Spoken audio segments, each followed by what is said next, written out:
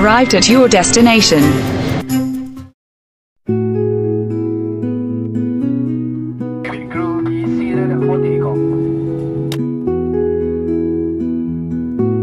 Bawat isa sa atin ay may iba't ibang pangarap, gaya na lamang na makapag-abroad. Ikaw, pangarap mo rin ba ito? Mahirap mag-abroad dahil kailangan mo magsakripisyo at sumunod sa mga batas ng bansang ginagalawan mo. Dahil kung hindi, maglalaho lahat ng pinaghirapan mo at pati na rin ang iyong pangarap.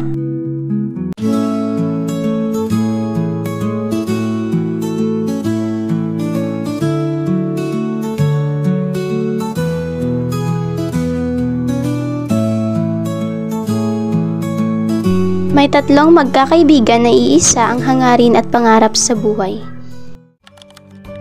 Si Rhea, siya ay mayaman, maganda at nakukuha lahat ng gusto, mapa-makeup man yan o gadgets.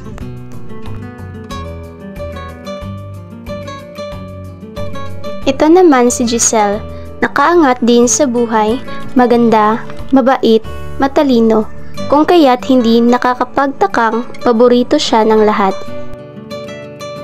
Samantala, si Angela sa kanilang tatlo, siya ang hindi pinalad sa buhay. Mahirap lamang siya, isang mabait at matalinong bata din, ngunit nakakaramdam ng pagiging iba dahil sa katayuan ng kanilang buhay. Sa kabila nito, hindi ito naging hadlang sa malalim na pagkakaibigang nabuo nila.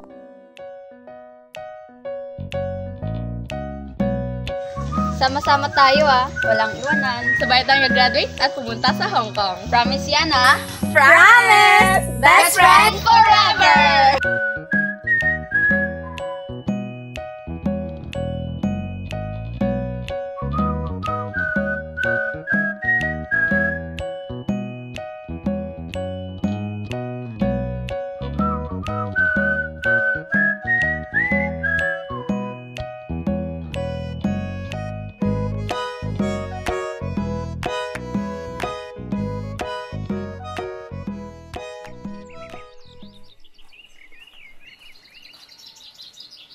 Hi, Angela! Hello! We're glad to see you again! Kanina ka pa ba? Sorry we're late. No worries, it's okay. So, how's life? How's your baby girl? Oh my god, I'm so excited to meet her! Soon! Sinong tatay? Office mate ko, si James. Nakilala ko siya after we graduated 2 years ago. Lo. Ano yung sinasabi mo sa akin na nililigaw sa'yo dati? Oh, yung suitor pala before? Oo. Pero bakit buhay ko pinag-uusapan natin? Ito naman kay Rhea. May nagdagal daw sa kanya. Ay, oo nga pala. Hindi pa rin pinapakilala sa atin. Ilang months na kayo? 2 months na. Medyo matagal na. Hindi pareho ng college. 2 weeks lang nagtagal. Meron pa nga yung naka-relationship dati. 2 days lang. Grabe naman kayo sa akin. Anong pangalan ng boyfriend mo? James. Uy, grabe. Coincidence. Kapangalan din siya ng asawa ko. Ay, oo nga no. Parehas talaga kayo. Makapaghanap nga ng pangalang James. Baka yun din yung true love ko. Uy, tumigil ka, Giselle. May nakita ko sa cellphone mo. May kausap kang afam? Uy, wala yun. Oh, what's the plan, guys? Matutuloy ba yung pangarap nating mag-abroad? Oo naman. Matagal natin itong pinangarap. Dapat guys, this year is makalabas na tayo ng bansa ha. Promise? Promise! Masaya na sana kaso may mga pangyayari talaga na hindi inaasahan at pagkasira ng pagkakaibigan. Uy, ano yun, Bes? Wala. Asan si Rhea? Huwag mo nang hanapin yun. May date yun kasama jowa niya. Bes, may sasabihin ako. Ano yun, Bes? Feeling ko may ibang babae yung asawa ko. Sure ka dyan, Bes? Oo, kasi hindi na siya gaya ng dati. Palagi na lang siyang umuwi ng gabi. Minsan, nahuli ko rin siya lumalabas ng hating gabi. Naku, baka inala mo lang yan, Bes.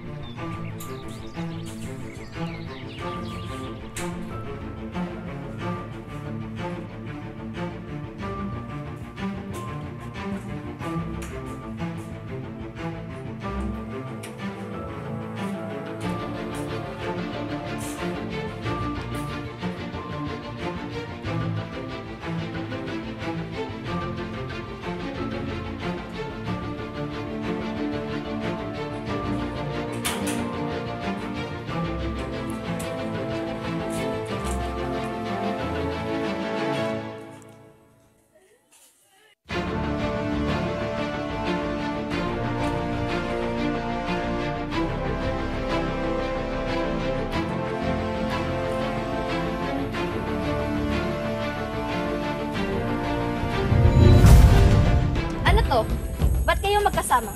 Siya ba yung sinasabi mong boyfriend mo? Oo, bakit? Tama talaga yung hinala ko. Ikaw ang kabit ng asawa ko. Wait, magkasama kayong dalawa?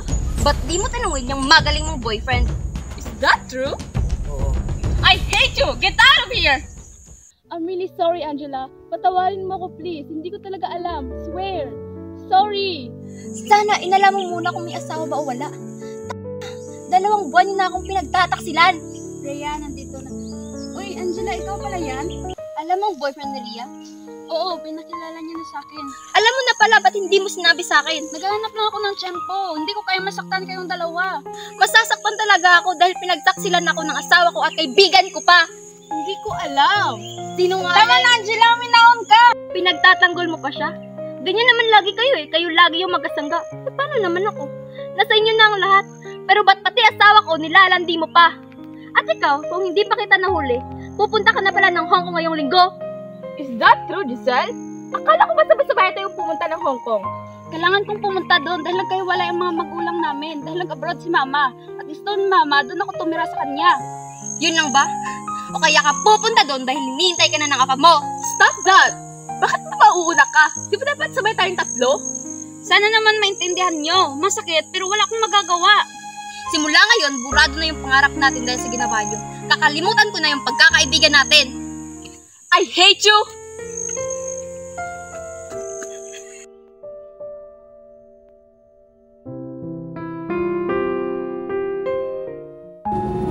Cabin crew, be seated for takeoff. Tumuloy si Giselle sa ibang bansa at doon na nanirahan. Nakapag-asawa si Giselle sa ibang bansa. Maganda, maayos, at payapa ang kanilang pamumuhay.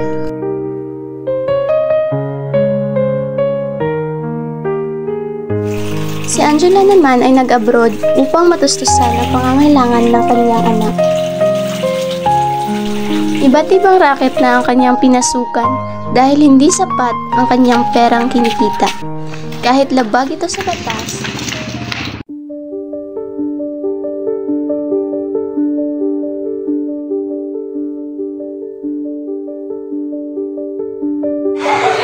Saan to? Hong Kong ba to? Buti pa sila. Nasa Hong Kong na. Makasunod nga. Kaso, di ako payagan ng magulang ko. Bahala na.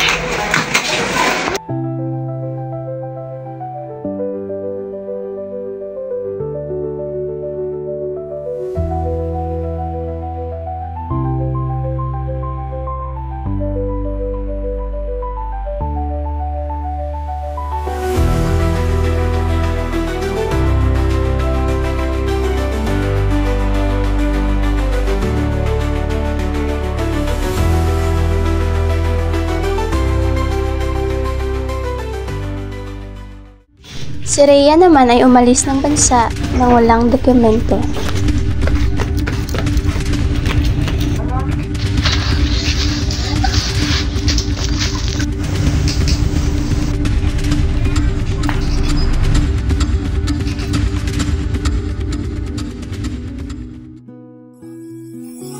Sorry pala sa nagawa ko sa last 4 years ago Swear, di ko talaga alam na asawa ko pala yun.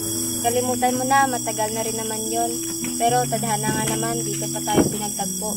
Hinahabol ako ng mga security dahil labag sa batas ang pagrarakit ko. O ikaw, ba't hinahabol ka ng security? Tumakas nga lang ako sa mga magulang ko para pagpunta dito. Kulang-kulang pa yung papeles ko. Saan ka tumutuloy? Meron akong kontong tinatulayan. Pero tumakas na ako doon kasi muntik na akong mahuli ng mga pulis. May alam ka ba ang pwede kong matuluyan? Doon ka humingi ng tulong kay Giselle. Maganda ang buhay niya rito. Pero wala na kaming komunikasyon pagkatapos ng lahat nangyari sa atin.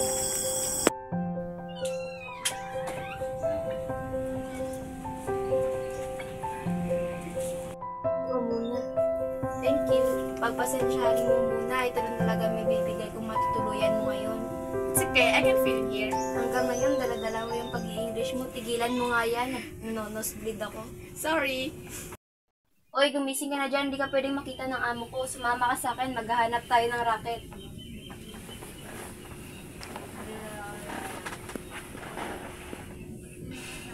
Racket? Di ba bawal yun kasi DH ka? Bawal nga, pero kailangan.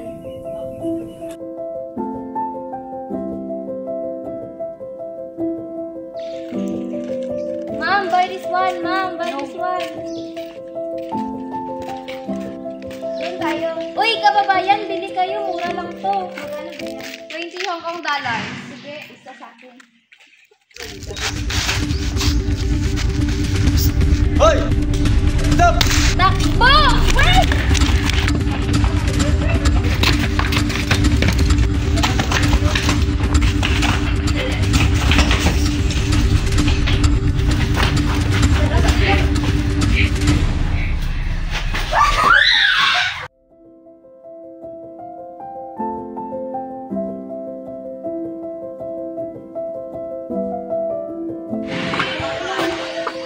Rhea, Angela, naayos ka na yung mga papeles ninyo.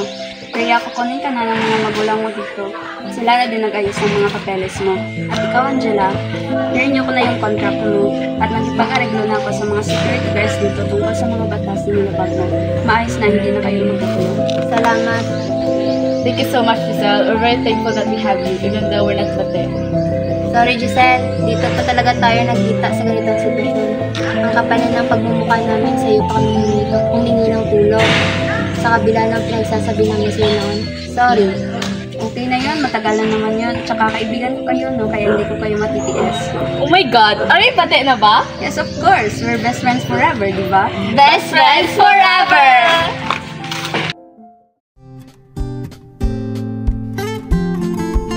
Umuwi na si Regular sa Pilipinas at bumabalik pa rin siya sa Hong Kong na kumpleto na ang mga dokumento para dalawin ang dalawa niyang kaibigan na naiwan pa sa Hong Kong. Habang si Angela naman ay patuloy pa rin nagtatrabaho para matustusan ang pangangailangan ng kanyang anak at i-enjoy niya rin ang Hong Kong. At si Giselle naman ay payapang namuhay sa Hong Kong.